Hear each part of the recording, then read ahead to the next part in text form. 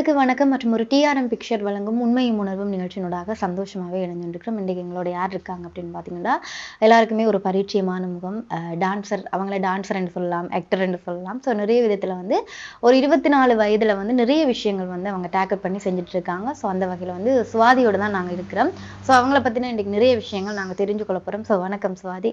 வணக்கம். வணக்கம். எப்படி இருக்கிறீங்க? ஃபர்ஸ்ட் நல்லா இருக்கிறீங்க. ஸோ தூரத்துல இருந்து எங்களுக்காக நாங்கள் கேட்டதுக்காக இன்டர்வியூக்கு வந்ததுக்கு ரொம்ப நன்றி. அதை நாங்கள் ஸ்டார்ட்லேயே சொல்லிக்கொள்ளலாம். ஸோ சுவாதி, இந்த ஷோ வந்து உங்களை பற்றினதாக இருக்க போகுது. அதாவது நீங்கள் இன்றைக்கி என்ன செஞ்சுட்டு இருக்கிறீங்க, இனி வரக்கூடிய காலங்களில் என்ன ஐடியாஸ் வச்சுட்டு இருக்கிறீங்க அப்படின்ற மாதிரி.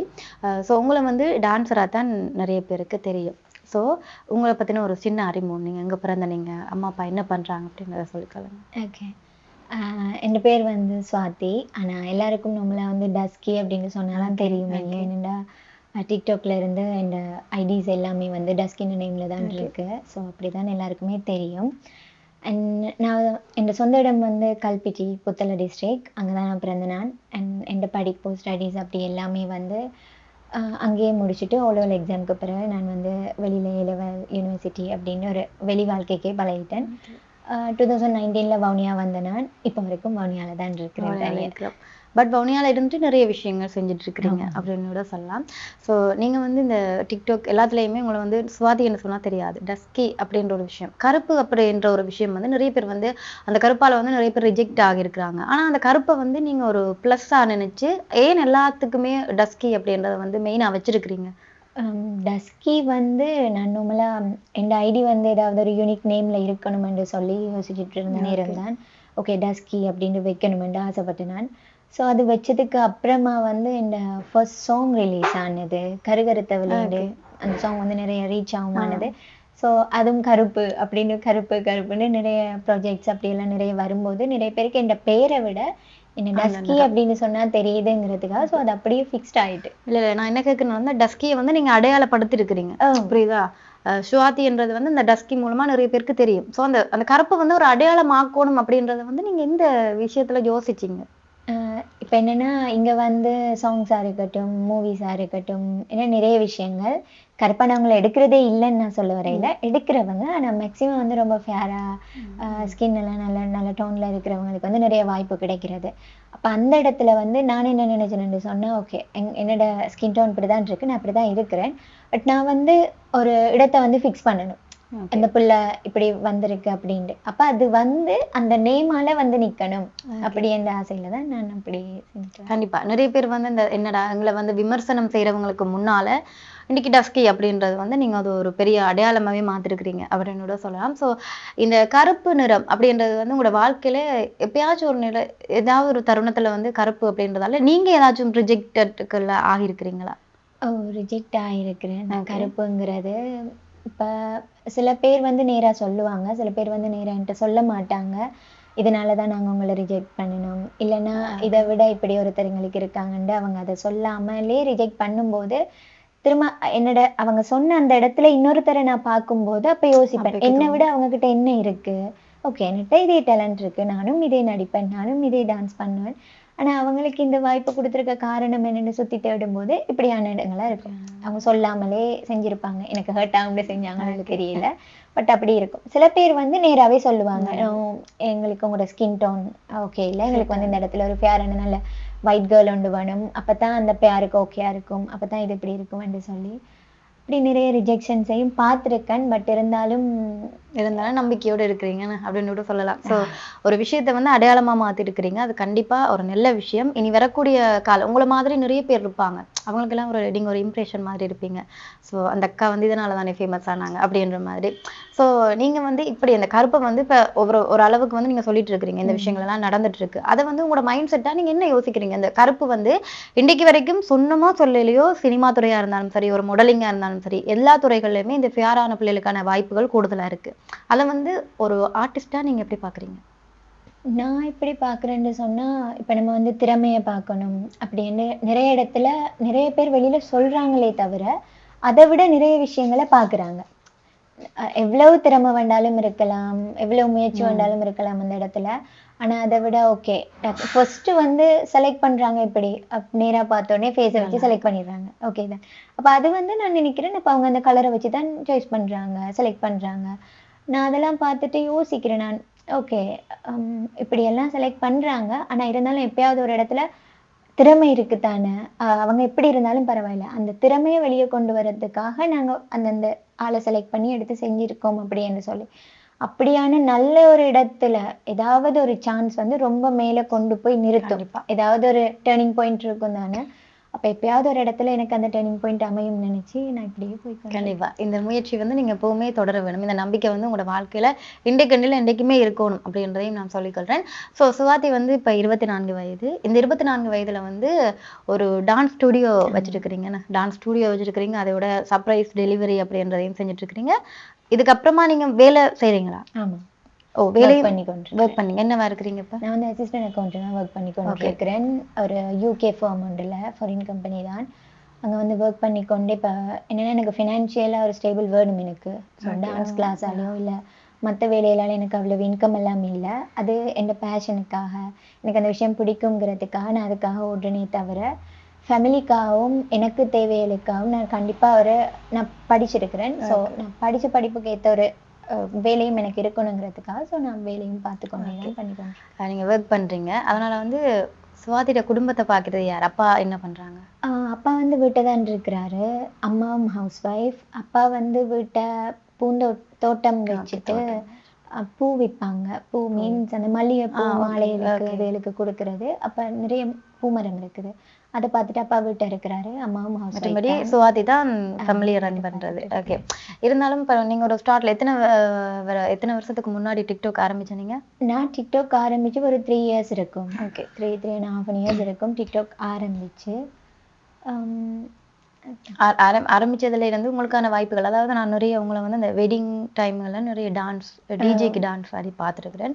ஸோ ஒரு கேர்ள் அப்படின்னும் போது எப்பவுமே ஒரு பாசிட்டிவான விஷயங்களை விட நெகட்டிவான ஒரு மைண்ட் செட் வந்து எல்லாருக்குமே இருக்கும்.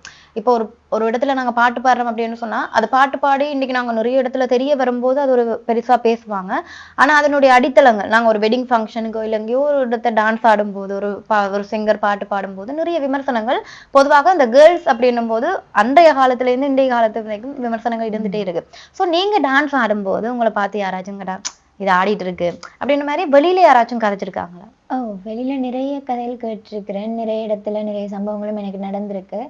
நான் ஏன் அப்படி ப்ரோக்ராம் செய்ய அதற்கெல்லாம் வெளிக்கிட்ட நான் என்று சொன்னா, நான் எப்பயும் அந்த பில்டிங்குள்ள இந்த கிளாஸுக்குள்ள நான் டான்ஸ் பண்ணி கொண்டிருக்கும் வரைக்கும் வெளியில வந்து நிறைய பேருக்கு என்ன தெரிய போறது இல்லை. இப்ப சோசியல் மீடியா வச்சிருக்கிறவன் அதை பார்ப்பான், அடிக்கடி அதில் பார்க்குறவங்க பார்ப்பாங்க. வெளி சமூகத்துக்கும் வந்து நான் டான்ஸ் பண்ணுவேன், இப்படி ஒரு டான்ஸ் கிளாஸ் இருக்கு, இத்தனை பேர் இருக்கிறாங்க, இப்படி எல்லாம் பண்றாங்கன்னு வெளியில தெரியணுங்கிறதுக்காக தான் அந்த விஷயம் ஆரம்பிச்சிருக்கோம். ஓகே, ஈவெண்ட்ஸ் எல்லாம் செய்வோம், ப்ரோக்ராம்ஸ் எல்லாம் செய்வோம். இப்ப எல்லாருமே என்ன சொல்றது, ஏதாவது ஒன்று ஆரம்பிக்கிறாங்கன்னா நான் ஆக்டர் ஆகணும், நான் டான்ஸர் ஆகணும், நான் இப்படி ஆகணும் அப்படி ஆகணும்னு ஒன்று ஆரம்பிக்கிறாங்கன்னா நாங்க ஃபர்ஸ்ட் நினைக்கிறது என்ன, வெளியில எங்களை தெரியணும், அந்த ஃபேமஸ் வந்து எங்களுக்கு வேணும், வெளியில நிறைய பேருக்கு எங்களை தெரிஞ்சிருக்கணும் அப்படின்னு சொல்லி. ஸோ அது தெரியணும்னா நான் 4 இடத்துக்கு போகணும், அங்கெல்லாம் ப்ரோக்ராம்ஸ் பண்ணணும் அப்படின்ட்டு. ஸோ நான் அதெல்லாம் பண்ணியிருக்கிறேன், இப்பவும் பண்ணி கொண்டிருக்கிறேன். இப்போ வந்து எனக்கு ஒரு டீம் இருக்கு. முதல் நான் மெயினாக நின்று பண்ணணும் கட்டாயம் அப்படின்ற ஒரு சிச்சுவேஷன் இருந்தது. இப்போ வந்து எனக்கு ஒரு டீம் இருக்கு. நான் வந்து போய் இப்படி செஞ்சுட்டு வரணும் போகணும்னு அந்த பிள்ளைகளை வச்சு செஞ்சுட்டு போறேன் நான். ஆனா எனக்கு வந்து நான் இன்னைக்கு வரைக்கும் இத்தனை வருஷமா டிக்டாக்லாம் இருக்கிறேன், வீடியோ செய்கிறேன், டான்ஸ் பண்றேன், எல்லாமே பண்றேன். எனக்கு தெரிஞ்சு ட்ரெஸ் கோட்லையும் சரி இல்லைன்னா வேற விஷயங்களையும் சரி நான் வந்து வேற மாதிரி இருக்கே இல்லை. ஸோ நான் சரியா இருக்கிறேன், சரியா பண்றேங்கிற ஒரு இதுல யார் என்ன கதைச்சாலும் ஓகே, வீடு வந்து சப்போர்ட் பண்ணுது, வீடு நம்புது. ஸோ நான் அதை பண்ணிக்கொண்டு. ஓகே, இந்த டான்ஸுக்கு எல்லாமே உங்களை வீட்டை சப்போர்ட் டான்ஸையும் தாண்டி நீங்க செய்யற சப்ரைட் டெலிவரி எல்லாத்துக்குமே சப்போர்ட் பண்ணாங்க. ஸோ ரொம்ப இப்போ மெத்தவங்களை விட எங்களுக்கு ஃபேமிலி எப்பவுமே முக்கியம். ஸோ ஃபேமிலிக்கு அந்த விஷயம் பிடிச்சிருக்கணும் போது நாங்க தாராளமா பண்ணோம். இன்னொரு ஒரு விஷயம் சொல்லியிருந்தீங்க, ஒரு கேர்ளா இருந்துட்டு நம்ம எதுவுமே கெட்டது பண்றது இல்லையே, நம்ம நெல்லதா ஒரு வீடியோ செய்யும் போது கண்டிப்பா ரீச் ஆகும் அப்படின்றதையும் சொல்லிக்கலாம். ஸோ சுவாதி வந்து இந்த டான்ஸ் கிளாஸ் ஓப்பன் பண்ணது தருணங்கள், அதை பத்தின விஷயங்கள் சொல்லுங்களேன். டான்ஸ் கிளாஸ் வந்து நான் ஒரு 2 years முதலே ஸ்டார்ட் பண்ணிட்டேன். ஓப்பன் பண்ணேன், வவுனியால ஓப்பன் பண்ணி டான்ஸ் கிளாஸஸ் கொடுத்து கொண்டிருந்தேன். நான் சில பல காரணங்கள் என்னால் சரியான ரெண்ட் பே பண்ண முடியாமல், அதை மெயின்டைன் பண்ண முடியாமல் என்னால் போயிட்டுது. நிறைய கரண்ட் பில் வரும், ரெண்ட் சரியாக பே பண்ண இல்லாமல் அப்படி கஷ்டப்பட்டனால நான் அதை ஸ்டாப் பண்ணிட்டேன். பில்டிங்கை கொடுத்துட்டு நான் வந்து வவுனியால போர்டிங் தான் இருக்கிறேன், தனியாக தான் ஸ்டே பண்ணி அப்படி இருக்கிறேன். ஸோ அப்போ நான் ஸ்டே பண்ணியிருந்த வீட்டில் நார்மலாக ப்ரோக்ராம்ஸ் வந்தா அப்படி பிள்ளையில வந்து கிளாஸ் கொடுத்துக்கொண்டு அப்படி இருந்தேன் நான். அந்த இருந்த அந்த பீரியட்டுக்குள்ள கொஞ்சம் கொஞ்சமா சேவிங் பண்ணி எல்லாம் பண்ணி இந்த லாஸ்ட் டிசம்பர் 22 வந்து என்னோட அகைன் வந்து நான் இந்த டான்ஸ் ஸ்டுடியோ ஓபன் பண்ணிட்டேன். ஓகே. இப்போ ஓபன் பண்ண உடனே பிள்ளைகள் எல்லாம் வருதாங்களா? அந்த பீரியட் எப்படி இருக்கு? எனக்கு அது ரொம்ப பிடிச்ச விஷயம். பிள்ளைகள் நிறைய வந்தாலும் வரலனாலும் அந்த இடத்துல நான் தனியே டான்ஸ் பண்ணிட்டு இருந்தாலும் எனக்கு அந்த இடம் வந்து ஒரு நிம்மதியான இடம். எனக்கு ரொம்ப பிடிக்கும் நான் டான்ஸ் பண்றதும் பிடிக்கும். எனக்கு டான்ஸ் மற்றவங்களுக்கு சொல்லி கொடுக்கறதும் ரொம்ப பிடிக்கும். ஸோ அது வந்து எனக்கு வித்தியாசமான ஒரு ஃபீல் டான்ஸ். ஓகே. சுவாதி வந்து டான்ஸை வந்து அவ்வளோ சொல்லும் போதே எக்ஸ்பிரஷனோட சொல்றீங்க. ஸோ டான்ஸ் அவ்வளோ பிடிக்கும். ஆனா எந்த வயசுல நம்ம ஒரு டான்ஸர் ஆகணும், ஏதாச்சும் ஒரு மைண்ட் செட் இருக்குமில்ல, இதை பார்க்கும்போது நம்ம ஏன் இந்த ஒரு நாளைக்கு இப்படி ஆடக்கூடாது அப்படின்ற மாதிரி தான் எல்லாத்தையும் ஸ்டார்டிங்குமே இருந்திருக்கும். ஸோ டான்ஸ் வந்து நீங்க சின்ன வயசுல இருந்தே பழகின விஷயமா? இல்ல, நான் சின்ன வயசுல இருந்து டான்ஸ் பழக இல்ல. நான் வந்து இந்த கிரேட் 1ல இருந்து A-level ஸ்டடீஸ் முடியும் வரைக்கும் நான் படிச்சது ஃபுல்லா முஸ்லீம் ஸ்கூல்ல. ஸோ அங்க மியூசிக் இல்ல, டான்ஸ் இல்ல, அப்படி எதுவுமே இல்லை. ஆனா எனக்கு டான்ஸ்னா பிடிக்கும். சின்னதுல கோயில்ல சிவராத்திரி அதுக்கெல்லாம் டான்ஸ் பண்ணேன். அந்த டைம் சின்னதா இருக்க நான் நினைக்கிறேன் 7ஆம் ஆண்டு 8ஆம் ஆண்டு அப்படி இருக்க நானே பாட்டு நானே பழகி என்னை விட குட்டியானவங்களுக்கெல்லாம் சொல்லி கொடுத்து அப்படியெல்லாம் ஆடி இருக்கிறேன் கோயில்ல. அப்படி டான்ஸ் எல்லாம் பண்ணியிருக்கிறேன். ஸோ அப்பவே எனக்கு டான்ஸ் பிடிக்கும். ஆனா நான் இந்த ஃபீல்டு சாய்ஸ் பண்ணி இப்படிதான் வந்து நிற்பேன்னு நான் நினைக்க இல்லை. ஓகே. ஆனா இப்ப நீங்க ஒவ்வொரு அடியிலும் எடுத்து வைக்கும்போது கண்டிப்பா நெகட்டிவான விஷயங்கள் நிறைய இருந்திருக்கும். ஆனா அதெல்லாம் தாண்டி இன்னைக்கு நீங்க நிறைய பேருக்கு உங்களை தெரிஞ்சிருக்கு அப்படின்னும் போது அது ஒரு பிளஸிங் இல்ல. நம்ம என்ன இருந்தாலும் ஸ்டார்ட்ல வந்து நம்மள நிறைய பேர் ரிஜெக்ட் பண்ணியிருப்பாங்க, உங்களை வந்து இது பண்ணியிருக்காங்க, நிறத்தாலும் நிறைய பேர் ரிஜெக்ட் பண்ணிருக்காங்க. இருந்தாலும் உங்களை வந்து நான் இப்ப ரீசனா கூட கருப்பு கட்டழகி அப்படின்ற ஒரு பாட்டுல வந்து பார்த்திருந்தேன் நான். ஸோ ஆக்டிங்லயும் போயிட்டு தான் இருக்கு ஆக்டிங். ஆமா, இப்ப நான் வந்து மெயினா நான் டான்ஸரா வரணுங்கிற ஆசையை விட என்கிட்ட முதல்ல இருந்த ஆசை என்னன்னு சொன்னா, நான் ஒரு ஆக்டர் ஆகணும் அப்படின்னு சொல்லி, நான் ஃபிலிம்ஸ் பண்ணணும், நான் ஒரு ஆக்டர் ஆகணும் அப்படின்ட்டு. ஆனா அதுக்கும் நிறைய தடைகள் இருந்திருக்கு. என்னால முடியாதோ செய்யலாதோ அப்படின்னுலாம். ஆனா அதே மாதிரி ஒரு ஆக்ட்ரஸா இருக்கிறேன்னு சொன்னா எல்லா டேலண்ட்டும் வேணும். நான் நடிக்கணும், டான்ஸ் பண்ணணும், அதுக்கேற்ற எல்லாமே வேணும். அந்த டைம்ல நான் நூலா டிக்டாக் செய்ய ஆரம்பிச்சது டான்ஸ் ஆலையில வீடியோ செஞ்சு போட்டேன். நான் எனக்கு இந்த ஆசையில தான் ஆரம்பிச்சுட்டு போனேன். நான் அதுக்கு பிறகு ஓகே எனக்கு டான்ஸ் தெரியும், ஸோ நீ டான்ஸையும் பண்ணி போடு. இப்போ ஏதாவது ஒரு இடத்துல உனக்கு வந்து ஒரு ரெக்கக்னேஷன் கிடைக்கும் தானே, டான்ஸ் ஆலையோ ஆக்டிங்காலையோ ஏதோ உண்டால அப்படின்ட்டு. இப்போ நான் டான்ஸை வந்து அதை விட அதிகமாக விரும்ப ஆரம்பிச்சிட்டேன் ஆக்டிங்கை விட. நிச்சயமா உங்களை மாதிரி தான் இப்போ நிறைய ஆர்டிஸ்ட் வந்து நினைக்கிறது நம்ம வந்து ஃபேராக இருந்தா, நம்ம வந்து அழகா இருந்தா ஒரு ஃப்ரேமுக்கு செட் ஆகும் அப்படின்றது. ஆனா அது கிடையாது. ஒரு ஆர்டிஸ்ட் அப்படின்னும் போது அவங்களுக்கு வந்து எல்லா டேலண்ட்டுமே இருக்கணும். அவங்க நல்ல ஒரு பேசுற ஆளா இருக்கணும், அவங்களுக்கு தெரிஞ்ச எல்லா ஆளுமையுமே அவங்களுக்கு கண்டிப்பா இருக்கணும். அப்படி தெரிஞ்சா தான் அவங்க ஒரு ஆர்டிஸ்ட். ஆனா நிறைய பேர் வந்து இப்படியான யோசனையில இருந்துட்டு இருக்காங்க. மோஸ்ட்லி ஸ்ரீலங்காவில் பெரும்பாலான பெண்கள் இந்த தோற்றத்தை வச்சே நாங்க வந்து தோட்டம் நல்லா இருந்தா இதுல போய் நடிக்கலாம் அப்படின்ற மாதிரி நினைப்பாங்க. நான் அது கிடையாது அப்படின்ற விஷயத்த வந்து டேலண்ட் மூலமா வந்து நிறைய பேர் ப்ரூவ் பண்ணிட்டு இருக்காங்க அப்படின்னு சொல்லலாம். ஸோ சுவாதி, நீங்க நிறைய விஷயங்கள் சொல்லிட்டு இருந்தீங்க. பர்சனலா நீங்க ஒரு ஒர்க் பண்ணிட்டு இருக்கிறீங்க. அதுக்கப்புறமா நிறைய பேர் வந்து எங்களுக்கு பிடிச்ச விஷயங்களை வந்து ஃபேமிலிக்காக விட்டுருவாங்க. என்னன்னா ரன் பண்ண கஷ்டமா இருக்கும், ஏன்னா அதையும் பார்த்துக்கணும் இதையும் பார்த்துக்கணும் அப்படின்ற மாதிரி. ஆனா நீங்க அப்படி கிடையாதுல்ல. ஒரு 24 வயசுல உங்களோட ஃபேமிலியையும் பார்த்துட்டு உங்களுக்கு பிடிச்ச விஷயங்களையும் பண்றீங்க அப்படின்னும் போது அது ரொம்ப பெருமையான விஷயம். நிறைய நெகட்டிவான பீப்புள்ஸுக்கெல்லாம் நெகட்டிவா கமெண்ட்ஸ் பண்ணும்போது எல்லாம் ஒரு கொடுத்த ஒரு திருப்படி அப்படின்னு கூட சொல்லலாம். ஸோ இன்னைக்கு வரைக்கும் சுவாதிக்கு நிறைய கஷ்டங்கள் நிறைய இதுகள்ல வந்து ஒரே ஒருத்தர் சப்போர்ட்டா இருந்திருக்காரு. எப்பவுமே சப்போர்ட்டா இருக்கிறாங்க அப்படின்னா யாரு? எனக்கு எப்பவுமே சப்போர்ட்ன்னு சொன்னா, நீ எப்பவுமே விட்டுறாத, நீ செய், தொடர்ந்து செய், உனக்கு பிடிச்சிருக்கு தானே, உன்னால முடியும் தானே, எனக்கு விட மாட்டான்னு உனக்கு தோணுது தானே, செய் அப்படின்னு சொன்னா எங்க அப்பா தானே. அப்பா வந்து எப்படின்னா, நான் ஏதாவது ஒன்று செய்ய போறேன்னுடா அவர்கிட்ட பெர்மிஷன் மாதிரி கேட்டது இல்லை. அப்ப நான் இப்படி செய்யறேன் அப்படின்னு சொல்லும்போது, உன்னால செய்யலாமா, தனியா சமாளிச்சிடுவியா, ஓகே செய், ஓகே கண்டிப்பான்னு சொல்லுவாங்க. கண்டிப்பா பெண் பிள்ளைகள் அப்படின்னும் போது ஒரு தகப்பன் ஒரு குடும்பத்துல அப்பா இருந்தாலே போதும். அப்பா எந்த விஷயத்துக்கெல்லாம் சப்போர்ட் பண்றாரோ அப்பா இருந்தாலே போதும். கண்டிப்பா அந்த விஷயத்த நாங்க அக்செப்ட் பண்ணிடுவோம்.